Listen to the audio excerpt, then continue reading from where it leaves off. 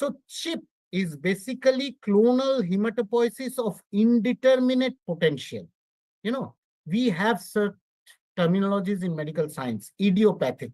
I think it is idiotic for me and pathetic for the patient. And then we also have monoclonal gammopathy of undetermined significance. That means we do not know. So here is another where we are using the term indeterminate. Means we do not know what is the potential. So we are not calling it cheese, we are calling it chip. Then you have something called CHUD, right? Again, clonal hematopoiesis with unknown drivers. Drivers means the mutations. I'll discuss about them. And then you have something called ARCH, which is age-related clonal hematopoiesis. And then this is not the end. You have something called cytopenia, clonal cytopenias of undetermined significance. So just like MGUS, you have clonal cytopenia of undetermined significance. And then you also have ICAS. So there are a lot of terms floating around. First, I'll start off with what is clonal hematopoiesis. We always talk of age-related clonal hematopoiesis. Age-related, why? Because as people age, their tissues accumulate an increasing number of somatic mutations. Remember, these are not germline mutations which have been transmitted from our forefathers. These are somatic mutations. While most of these mutations are of little or no functional consequence, sometimes a mutation may arise that confers a fitness advantage on a particular cell. So it has a mutation, and then it actually has a survival benefit and overrides other normal cells. Now, when this process happens in the hematopoietic system, in the stem cells, a substantial proportion of circulating blood cells may derive from a single mutated stem cell. Because, stem cells have this power of regeneration. So this outgrowth called clonal hematopoiesis is highly prevalent in the elderly population. And by the time you are 70 years, you remember the age of the emeritus professor, you are likely to be harboring it. Remember, there's one protein coding mutation every 10 years per hematopoietic stem cell. So imagine the number of cells you have. So you have around 50,000 to 2 lakh or 200,000 hematopoietic stem cells per person. So imagine 200,000 every 10 years, they are being mutated. And your age is, say, 70. So these are the number of mutations you can get, right? So by age 70, an average person will harbor 350,000 to 1.4 million protein coding mutations in his or her hematopoietic stem cell pool. But don't get alarmed, we all are having it. But is age the only cause of this mutation? No. It is a predominant cause, but others are associated with it. Smoking. So this has been demonstrated to have 1.5 to 2 times more mutations. Cancer therapy. So there has been this study from Memorial Sloan Kettering Hospital called SLK Impact. They have shown sometimes it can be even 10 times, depending on what chemotherapy you have used or what radiotherapy you have used. Metabolic disease, obesity, right? So we talk of lifestyle diseases. This can also lead to mutations. And then we call something as inflammasome. So inflammation, whatever be the form, be it infection, be it autoimmunity, be it others, even stress causes inflammation. So this can also. And then unique environmental exposures, like say the 9/11 attack, the first responders, they have been checked. They have a higher incidence. Firefighters, even people who are awake the whole night, they also have this. And Though these are somatic mutations, sometimes there are certain germline variants which also predispose. So it's a multifactorial thing. And you'll realize if you're smoking and if you're aged and you have obesity, then all this will contribute together. But is the weightage the same? I'll come to that. So let me explain to you what happens when you're an adult. So there are certain pathways by which the hematopoietic stem cells, they are in the perivascular niche and in the endosteal niche. They actually come out from the endosteal niche and come to the perivascular thing. And then inflammation does something. What does it do? It makes the pattern skewed. So there is deficient clearance of neutrophils. There is senescence and decreasing support of the PCs. There are megakaryocytic skewing. Neuropathy can occur due to arterial attrition, bone and niche remodeling, and you have more myeloid-based hematopoietic stem cells than lymphoid-based. If you have a lot of fat cells, there's some adipogenic differentiation mediated by interleukin 1 beta. So these are the normal effects of inflammaging, means aging combined with inflammation. So there are certain drivers, I'll not go into the names. Now, with this inflammaging and this particular skewing, what you have is alteration in your immunity. So altered NK cell function, immune modulation, and then there are certain inflammatory signatures, and there is angiogenesis, which can lead to atherosclerosis, osteoclastogenesis.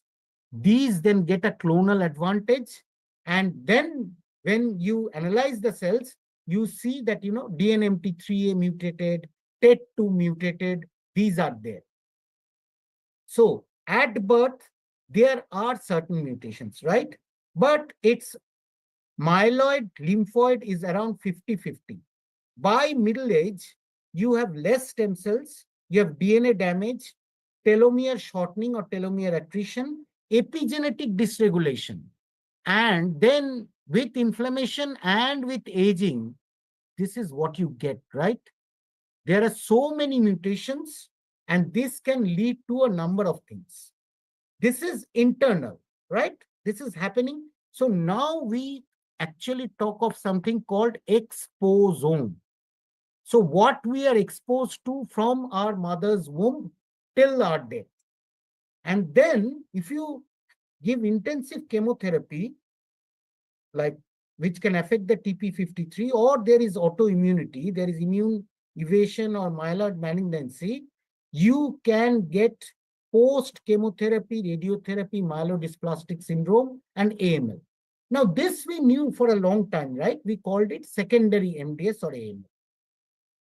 So when you're born, you're young, no somatic mutation, then you have some low frequency mutations, and then you have CHIP.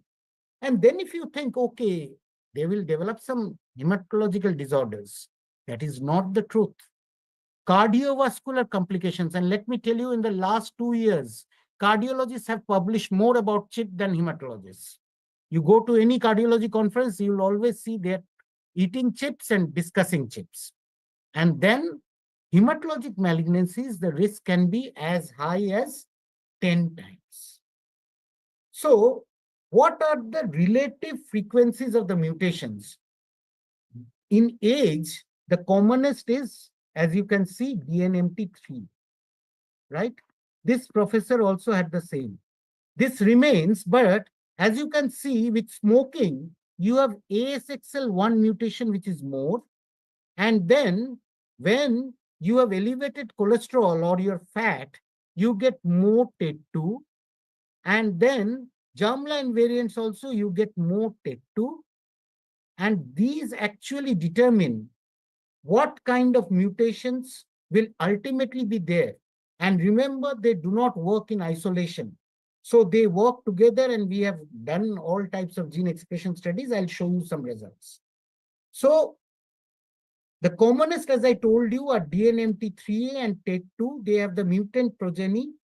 JAK2 is a downstream mutation in, JAK2 plays a very important role in myeloproliferative neoplasms as well as in rheumatoid arthritis. So you use JAK inhibitors there.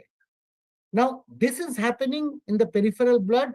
if you look at the cells carefully, you might see certain changes, you might not see. And then there are certain epigenetic changes. So enhanced expression of pro-inflammatory interleukin 6, interleukin 1b, pro-inflammatory T cell polymerization, increased neutrophil entrapment formation, enhanced thrombogenesis, leading to ultimately atherosclerosis, aortic stenosis, accelerated heart failure. So imagine the mutation is happening in the hematopoietic stem cell. The effect is on the heart.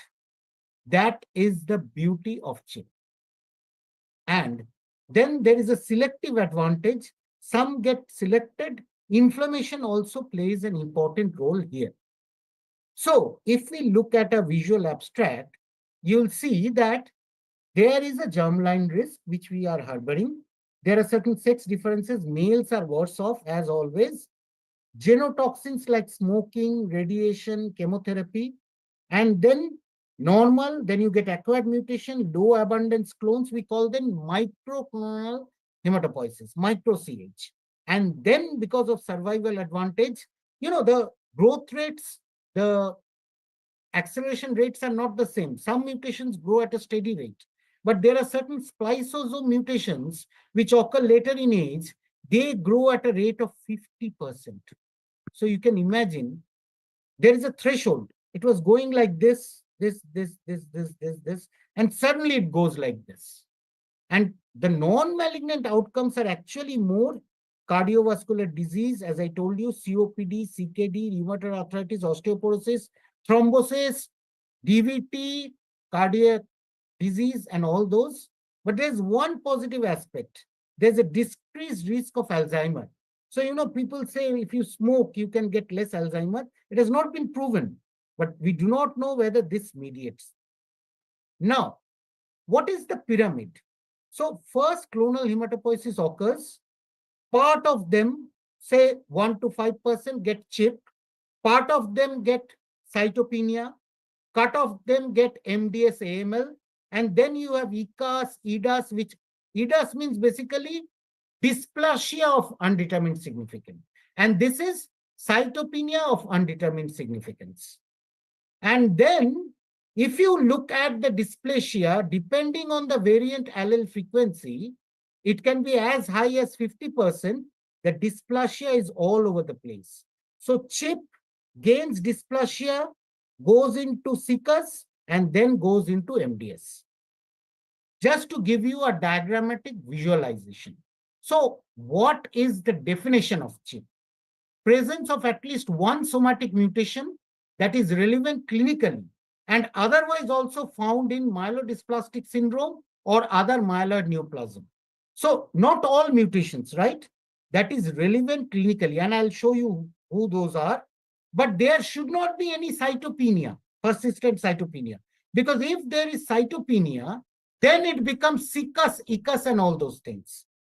And exclusion of MDS and all other hematopoietic neoplasms. So once you have myelodysplastic syndrome or AML, then obviously it is not CHIP. Because in CHIP, you do not have those problems. Now you have idiopathic cytopenia of undetermined significance. Presence of relevant cytopenia in one or more lineage for at least 6 months. This is important because, any viral infection can also give you transient cytopenia. It is not explained by any other disease, diagnosis of exclusion. And again, the diagnostic criteria of myeloid neoplasm should not be fulfilled. Clonal cytopenia of undetermined significance. So remember here, there was no clonality, right? It was just idiopathic. If there is a clonality, presence of one or more somatic mutations, otherwise found in patients, just like CHIP, and the allelic burden is more than 2%, then it becomes CICUS. Here, it is not 6 months, 4 or more months in one or more peripheral blood cell lineages. Again, if it's a myeloid neoplasm, then it is not CICUS. It becomes MDS. And you have to exclude all other causes of cytopenia and molecular aberration. So again, a diagnosis of exclusion. So if you are wondering, what is the difference between CHIP and CICUS? Now, for diagnosis of CHIP, The current cutoff for variant allele frequency of the dominant clone is more than 2%, because there can be more than one clone. And they are saying that if you get cytopenia, some groups like this one have proposed that if the variant allele frequency is more than 20%, it has a higher chance of cytopenia and it becomes sickest. Now we are talking of clones, right?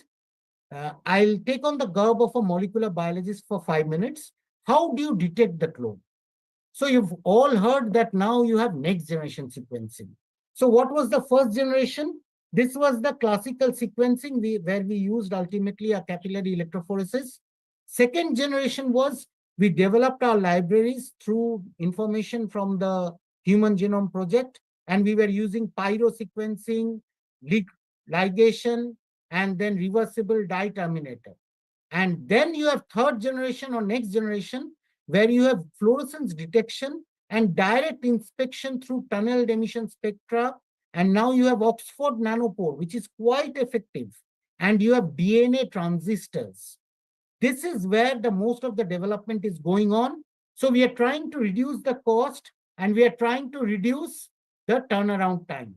So if you look at PacBio-RS, the runtime is 2 hours. Okay. And there are certain Illumina MySeq where it is 27 hours. Sanger sequencing used to take 14 days. So what we are doing is we are trying to bring down the error rate. We are trying to bring down the TAT, but we are also trying to bring down the cost. So MISEC would cost you $125,000. Genexus will cost you $288,000, whereas Nanopore costs you only $1,000, right? So you can do targeted sequencing, you can do whole genome sequencing. It depends on how you want to proceed, and there are ways of doing it. And then you must have heard of whole exome sequencing, whole genome sequencing, and then certain targeted sequencings. So the most sensitive is ECS, where you can detect a VAF of 0.01%, right? Clone sequencing. But the problem is, do you need this kind of a sensitivity? There's a lot of debate in the molecular biology world. So if you do targeted, you will detect lower fractions, but you might miss some. If you do whole genome, which I'm showing here, then you can catch hold of them. And this has been beautifully explained by Siddharth Jaiswal's team in Blood in 2020. So whenever you're looking at a mutation, patients bring me a lot of printouts and then tell me, sir, please interpret this. I said, I never ordered it. Now, ask the person who has ordered it to interpret it. Because in this kind of high throughput data, it is GIGO, garbage in, garbage out. Then factors which can affect the prevalence of detected. What was the sequencing depth? What was the set of genes sequenced? Minimum percentage of blood cells with the mutation. If there's already cytopenia, then your cell yield might be low. And then you include controls that account for background mutation rate like germline variation and sequencing artifacts. So you need very thoroughly trained bioinformaticians who can help you interpret it. And then you have the chip associated mutation, you have the clonal advantage and risk of blood cancer. Lymphoid actually does less damage. Megakaryocyte erythroid along with inflammasome leads to more damage. Now, what are those mutations I told you which are significant? The commonest, as I showed you, is DNMT3A. Then you have TET2, ASXL1, which is also present in AML, PPM1D, JAK2, present in polycythemia vera, myelofibrosis, SF3B1, which is present in sideroblastic anemias, TP53, notorious for all sorts of cancers, GNAS, GNB1. And this list is increasing. So depending on the clinical setting, you cannot just screen any person. If you're suspecting aging associated, you should look for these mutations. If there's a history of chemotherapy or radiotherapy, then you should look for TP53 and PPM1D. If a patient has aplastic anemia, then you should look for ASXL1, BCOD, DNMT3A. If there is severe congenital neutropenia or, these are the inherited bone marrow failure syndromes, you should again look for TP53, CSF3R. If there is unexplained monocytosis, in India it is quite common because of TB, you rule out TB and then you look for these mutations. So depending on your clinical scenario, you should order for the mutation study. Now, if I have not confused you enough, I hope so. You must understand that clonal hematopoiesis is when there are clonal disorders. If there are unknown drivers, not known mutations, you classify them as CHU. If there are known drivers, see what is the variant allele frequency. Is it more than equal to 2 or less than 2? If it is less than 2, it is micro. Then once you look at the VAF, then divide them into myeloid and lymphoid. So now myeloid is not called M-chip, it is just called chip. Lymphoid is called L-chip or driving mutations LMC. Now LMCA can lead to L-chip, LMCA or ambiguous MCA, which can be myeloid or lymphoid. And then within myeloid, I've discussed chip, I've discussed CCUS. This is the current understanding we have. Now, what are the effects? I told you hematological, thrombosis, MDS, AML, even lymphomas. But non-hematological, right? Atherosclerotic coronary vascular disease, heart failure, which can be ischemic, high ejection fraction, low ejection fraction, non-ischemic, even COPD, type 2 diabetes. Imagine.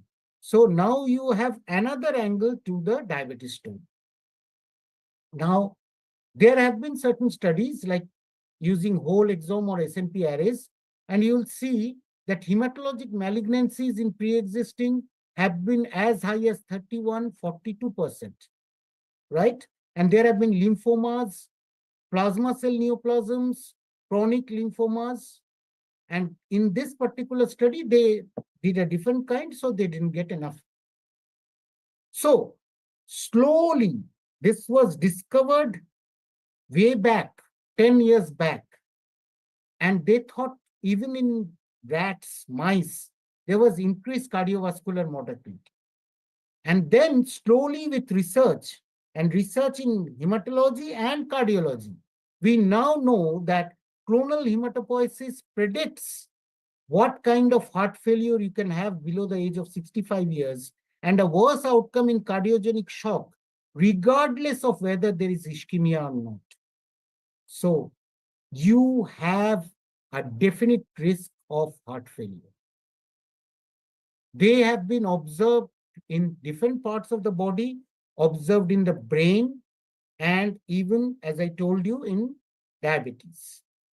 So what do you tell your patient? There have been 2 clinics which have been running in US. One is in Stanford, the other is in New York. So where do they get these patients from? Not from the hematology clinic. They get it from, say, you're doing a germline DNA testing in a newborn and you get somatic mutations on your radar. You are evaluating a non-myeloid neoplasm, even a solid tumor, you get these mutations. Non-neoplastic conditions, you cannot explain the heart failure. You look for mutations, you get these patients here. And then you get a cytopenia, you look at mutations, you get it. And the most dangerous thing which is happening now, genome putri and all this, genetic testing done in a healthy person on a research or clinical basis. And then you get them. You say they have CH, right? You have to explain to the patient, and then you have to refer to the cardiologist, to the medical geneticist, to the social worker, psychologist, or psychiatrist, because counseling is most important. Some of them might think they will die tomorrow. And then in US, financial counselor for advice on insurance. Insurance, which is always sitting there so that they don't have to pay you. They'll say, you had a pre-existing condition, CH. We will not pay for any of your diseases. So in the future, other medical specialists might join this team, like nephrologists, neurologists. Neurologists are already there. to some extent, but cardiologists are surely there. So today, if you get a peripheral blood cytopenia, and this is if they might not be referred to a hematologist also, you rule out secondary like nutritional deficiency, drugs, immune mediated, autoimmune. At least look for anti-nuclear antibody. If you get it, treat the underlying problem. If you don't get it, look at whether there is dysplasia. If there is already dysplasia, it becomes a myeloid neoplasm because this is what we call MDS. But there is no dysplasia. You do a clonality study by FISH or single nucleotide polymorphism array, you get it, they still become a myeloid neoplasm. But now you use a more sensitive technique like NGS and you get it. If the variant allele frequency is more than 20%, I suggested CCUS. This has not been accepted by World Health Organization. If you get nothing, no clonality, but the cytopenia persists, idiopathic cytopenia, right? So there are certain protocols. They collect blood and urine samples at NIH, heart activity monitoring testing, ultrasound of neck arteries to look at Doppler atherosclerosis, liver and heart scans, bone mineral density scan, lung function tests. We do not know if we do it in an unscreened population, what is the benefit? They sometimes do a cheek swab or skin punch biopsy, optional advanced heart and full body scans. For monitoring this, you have to do bone marrow and peripheral blood counts twice a year. No patient, especially if it is not a patient, they will agree. NGS once a year, right? Imagine the financial burden. So how do you monitor it? Bone marrow, peripheral blood, if you can't do it twice a year, once a year or once in 2 years, if it's not MDS or AML, they are proposing NGS testing once a year. But in hematologically asymptomatic individuals, no further testing, please. Like in this professor, which I discussed, he didn't have anything. You need not monitor him. And how do you re-stratify them? So it is called a CHR score, right? Clonal Hematopoiesis Risk Score. And there is an app where you can put in all this data, which includes even red cell distribution weight, mean corpuscular volume, obviously age, because if you're more than 65, 1.5 scores. And whether it's a high-risk mutation or not, because this was published in New England Journal and they showed that actually it can differentiate between CCUS, chip, and no chip CCUS, and this is high risk of going into AML and other neoplasms. So you just go through this score and do the scoring. There should be a clinic for this, but we do not have resources in most of the countries. But remember, based on whether they got chemotherapy, radiation, or germline predisposition, or the person is a smoker. So one thing you can advise your patients, stop smoking, right? Now, how much reversibility is there? That we are still looking at the cohorts. Because you cannot avoid chemotherapy, radiation if there is a malignancy. You cannot change the sex, though they are doing it nowadays, but the genetic makeup does not change. You cannot change the germline disposition. So the only thing which decreases is Alzheimer. All other risks are increased. So what happened to our knowledgeable patient? The emeritus professor who had a DNMT3A mutation, 7% VAF, has struggled with fears about his future, right? If he did not know it, ignorance is bliss. And he has advised several of his colleagues not to undergo genetic testing. I think which is the right thing. If you are not symptomatic, if your peripheral blood is normal, sometimes it is better not to know. But then you can tell me, if I get a patient like this today, what will I do? Very simple. You do a cytopenia workup and management, and then you put the data into chrsApp.com, depending on whether it is high risk, intermediate risk, or low risk. High risk, every 3 to 6 months CBC, repeat NGS annually, repeat bone marrow with clinical change. And in the CBC, an experienced hematopathologist should look at the dysplasia. Consider risk benefits of clinical trial. Low risk, just do CBC and dysplasia study, NGS with clinical change only, and bone marrow with clinical change only. If there is no clinical change, no use doing all those tests every year.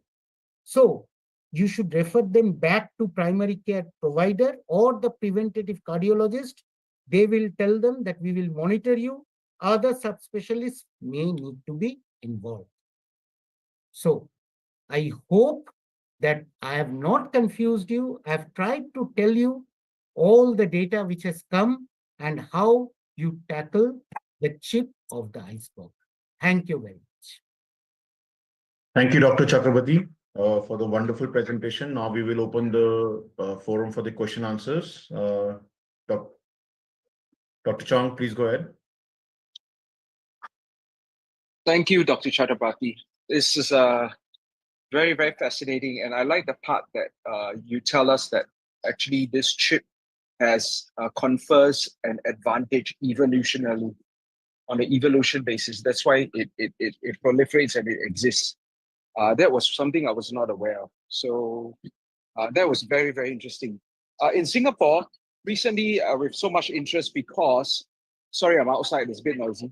But because we have a company here called Lucence that has been introducing multi-cancer screening tests.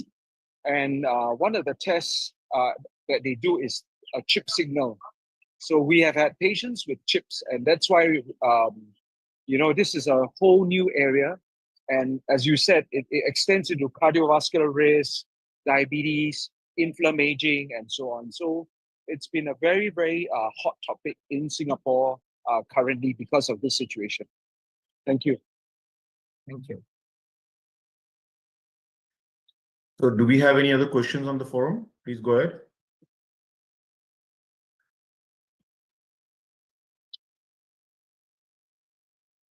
Monica, you want to say something? Sure, that was a fantastic presentation, and it brings all of us to where medicine is today. And I think a topic that applies to every single person. And you were so elegant in how you presented it that we have to think of pragmatism, using the case study that you did, about how much are we willing to keep finding and searching, and what do we do with the answers that we get. And I don't think we're there yet to have that database to give you the positive predictive or negative predictive values of each of those test results.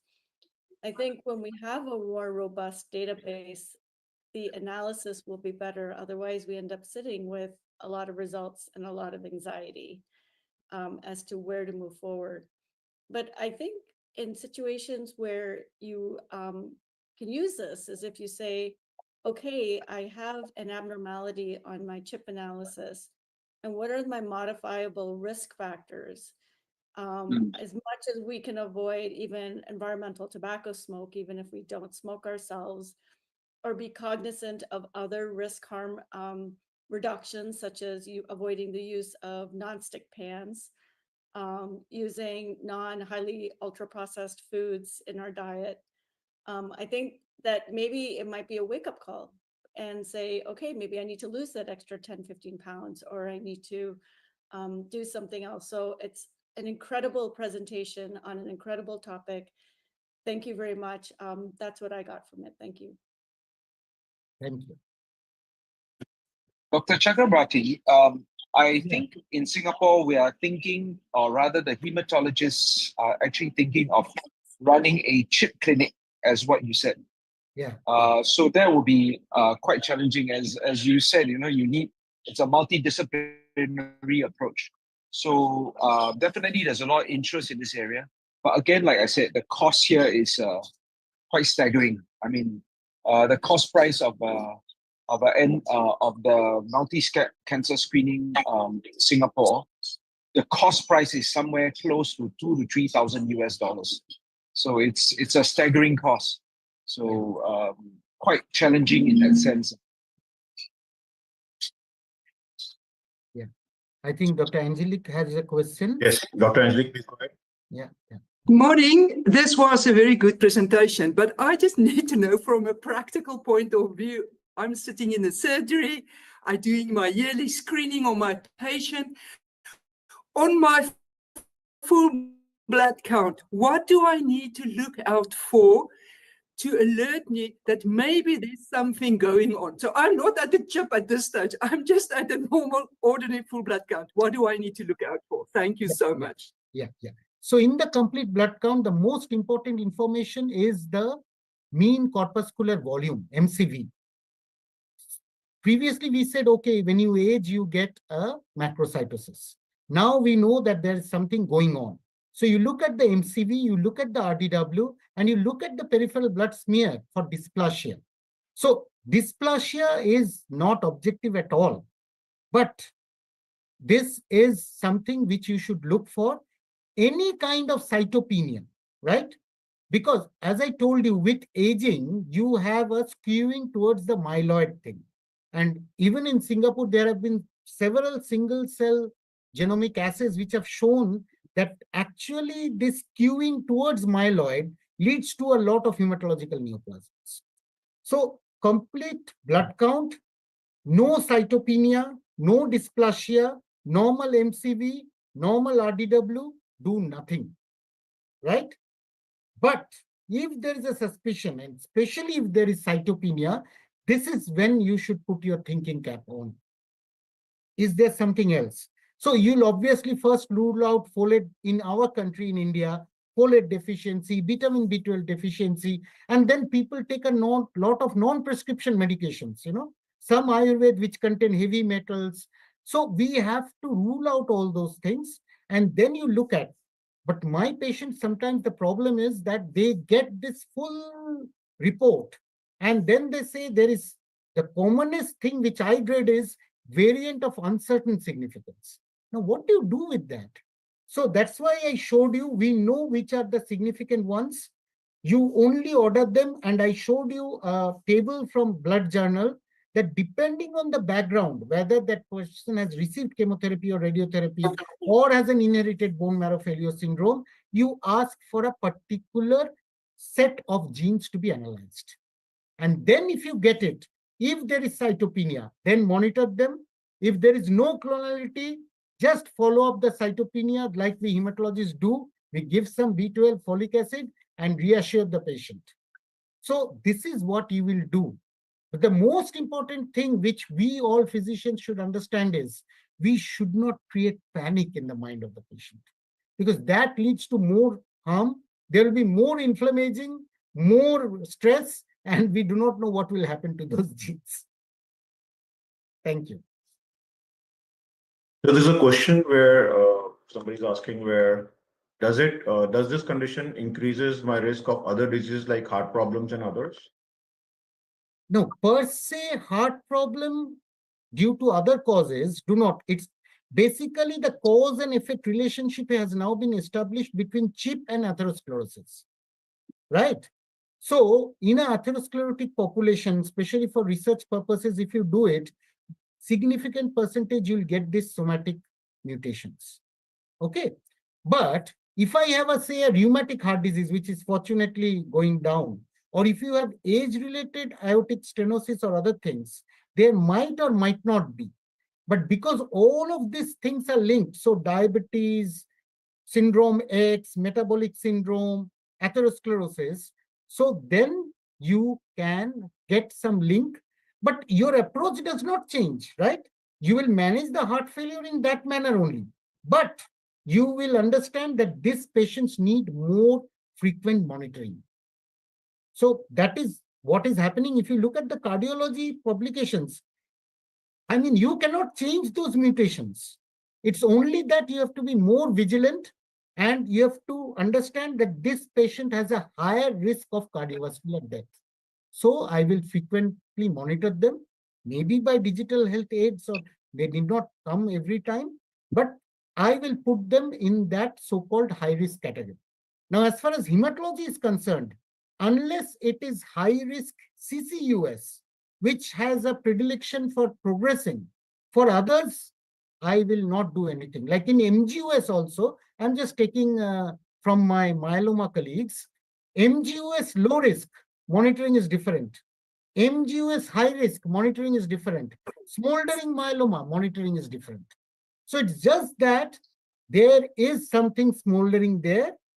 Depending on what the risk is, you monitor them, but it's not that you can do something great. But if you can go in for some hypomethylation or certain other drugs which are now being tried, to actually there are monoclonal antibodies being developed, looking at these mutations and being targeted, maybe even small inhibitory RNAs in future, we might be able to do something. But we have not reached that stage till now.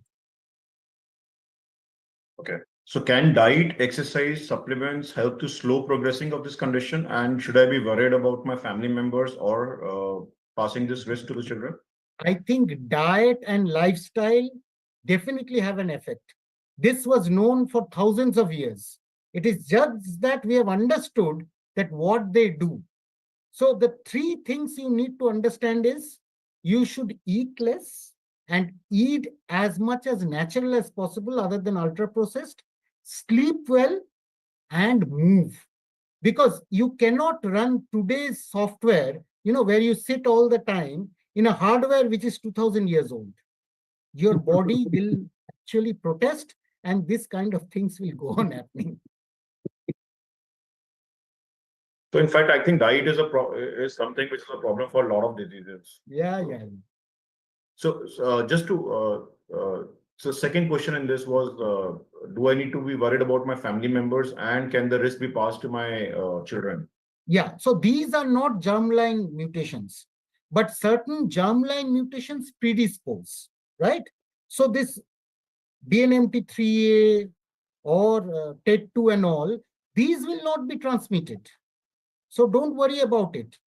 But we do not know why some people are more predisposed to inflammaging, maybe of telomere shortening. So we do not know, but obviously what our teachers used to tell us, if there is a history of young stroke or young AMI in the family, all others should be careful. That remains. Because that is a phenotype detection. We are just trying to get a genotype correlation with that phenotype. Okay, and how often one should do the blood test and the checkups? 1 year, if you do not have a problem. Okay. 1 year. And that's why I tell, please, all the physicians who are listening to me, do not write hemoglobin TCDC. It has died 25 years back. Ask for a complete blood count, which should include a peripheral blood smear examination. Yes. Anyone else have a question over here? If not, sir, then we would like to have a closing statement from you and a take-home message for doctors and general public who are watching it. So, see, we are learning a lot of things. And today, in the age of, so I tell now we are in AD, right? We were in BC. So what was BC? BC was before ChatGPT. Now we are in AD, that is after DeepSeek. Now you have to realize that there is a lot of information, but that has to be crystallized and we have to make sense of all that information. That's why I call it the tip of the iceberg. We're just understanding it. Don't get panicked and don't unnecessarily, I'm telling again, if you're healthy, you do not have a problem, don't go for such tests. Okay? Even if you have a lot of money, please donate it so that others get benefited in terms of healthcare. You donate it for prevention so that people exercise themselves, people have a healthy diet. And then let us try to make sense of what is happening. Let us use our brains. We have the most important tool between our eyes. No lab instrument, the latest next generation single cell sequencer also is equivalent to what we have here. Use it and we will slowly become a better human race. thank you so much for kind words. And I think I'll steal that statement. It was very nice before ChatGPT and after DeepSeek. So I think that's a very good statement to end this. If we don't have any other questions on this forum, we would like to take leave. And it was a wonderful and interactive session. Dr. Chakrabarti, we would like to invite you again for this forum. Dr. Chong, your closing remarks. Thank you, Dr. Chakrabarti. It was an amazing discussion today, and this topic is really, really, as you suggested, the tip of the iceberg. I like your analogy about the fact that we are having a 2,000-year hardware and a new software. So I look forward to hearing you again when there's an update on chip or the relevant topic to it. Thank you very much, and most kind of you to inform us of this latest developments. Thank you so much. Thank you. So with this note, we'd like to close the session. Thank you, everyone.